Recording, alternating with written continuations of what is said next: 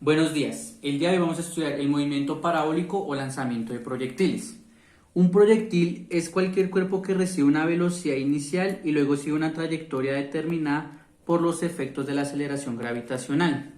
Esta velocidad inicial tiene dos componentes, una en el eje X y otra en el eje Y. En el eje X describe un movimiento rectilíneo uniforme y en el eje Y un movimiento de caída libre. La velocidad inicial en el eje Y, a ir en contra de la aceleración de la gravedad, se va a tomar la parte negativa. Recordemos que en el punto más alto, en la altura máxima, la velocidad final en el eje Y vale 0.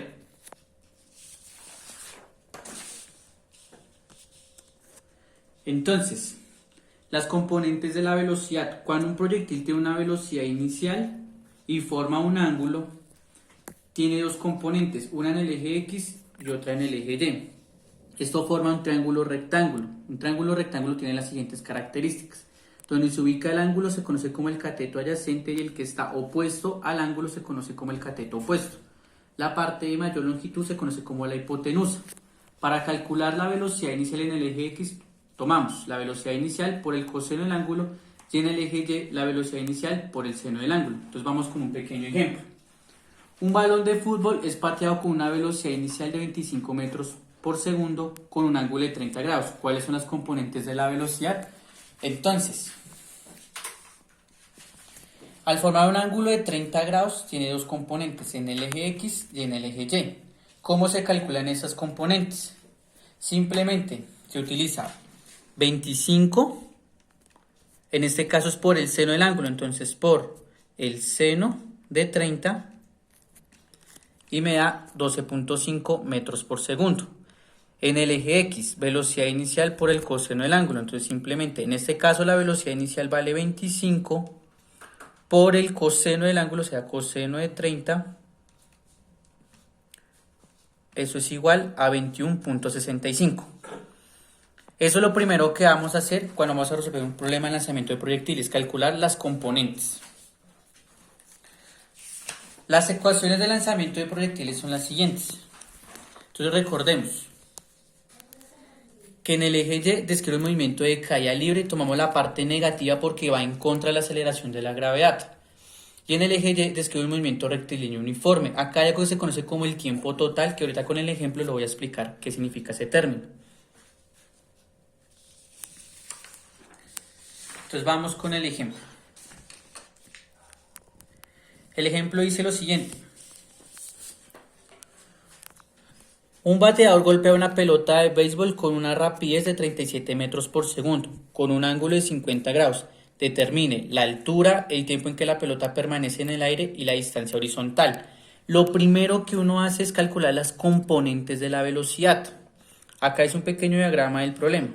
Entonces recordemos, tiene una velocidad inicial de 37 metros por segundo, el ángulo es de 50 grados.